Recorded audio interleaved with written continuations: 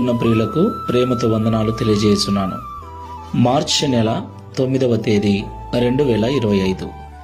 ఈరోజు దేవుడు మనకు చేస్తున్న వాగ్దానం ఏమిటనగా కీర్తనల గ్రంథము 78వ కీర్తన 15వ చరణం. అరణ్యములో ఆయన బండలు చీల్చి సముద్రమంత సమృద్ధిగా వారికి నీరు త్రాగనిచ్చెను. ఆమేన్.